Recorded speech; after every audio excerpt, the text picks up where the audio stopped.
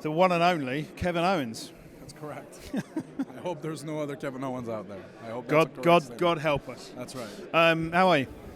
I'm good. It's early in the morning. Well, it's not that early anymore, but we started this quite early. Yeah. And I got in quite late, so I guess I'm trying to say I'm a bit tired, but I'm not too bad. Okay. So that's where we stand, yeah. And you and I have talked in the past about WrestleMania 11 and your memories of that show. Yes. But talk to me about SummerSlam. It's SummerSlam weekend. What are your favorite SummerSlam yeah, memories growing up? SummerSlam's just as special as any WrestleManias, and there's so many memories from so many SummerSlams.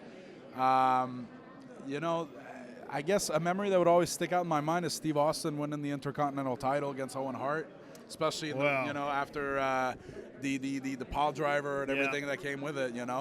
I remember watching that and thinking, oh, something's wrong with Austin, and I was pretty young at the time, but he was like my absolute favorite wrestler. He was wrestling Owen Hart, who I really loved as well. So I was really obviously invested in the match.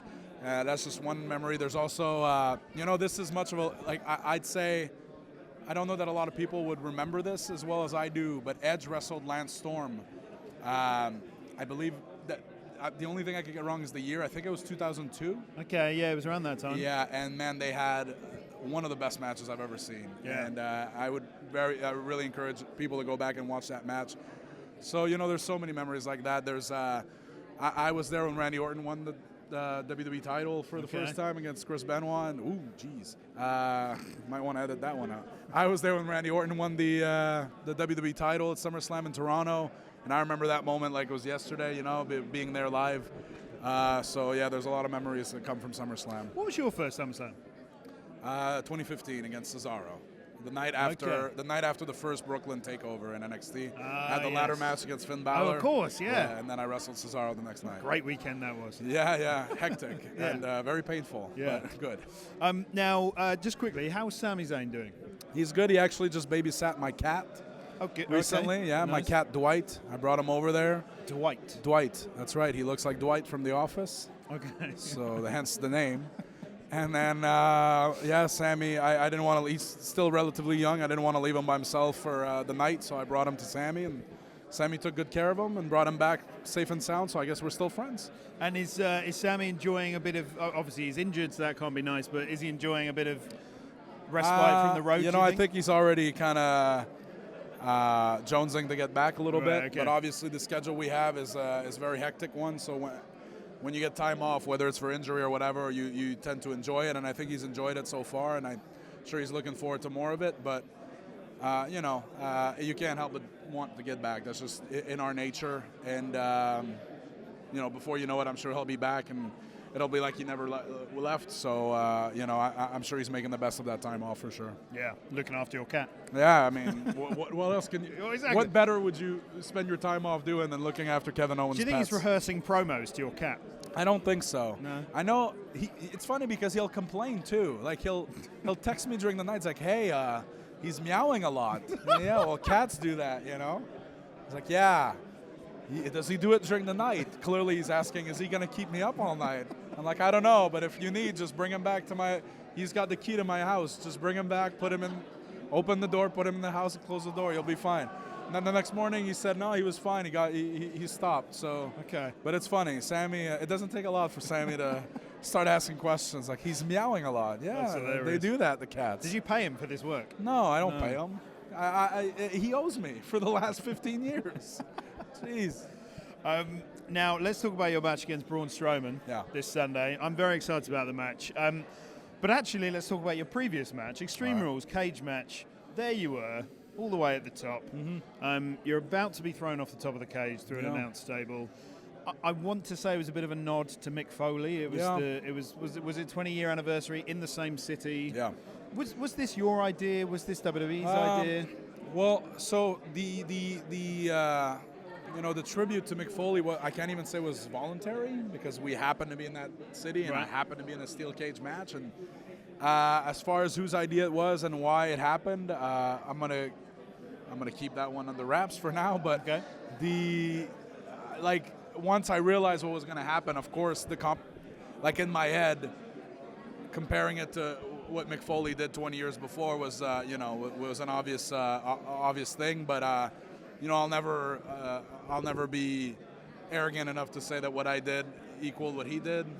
His will live on forever, and I don't think I can say the same about mine. You know, hey, look, I will remember forever watching Mick Foley get thrown off that cell. Yeah. And you know, I wasn't trying to emulate or top what he did. I don't think anybody could ever top it. But the fact that some people felt it was similar and he, you know, he sent me a text a few days later, you know, congratulating me on making a special moment, all that. So I really appreciated that, and it's very flattering. But I would never put what I did in the same league as what he did ever. His was legendary. You know, and it's a history-making moment, and that's something that people will always remember. Yeah. It's 20 years later, and people remember like it was yesterday. It's still played in WWE programming all the time.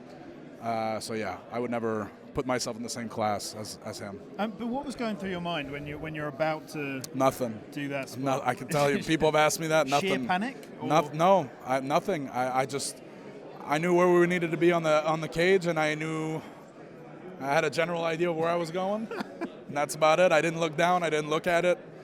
It just happened, and now I'm standing here. And the fact that I'm standing means it was somewhat successful. So yeah, that's all. Well, it was an amazing moment. Thanks. I want to talk to you about the indie circuit. There's obviously a boom happening right now. Yeah. You've got the likes of ROH and NJPW selling out Madison Square Garden.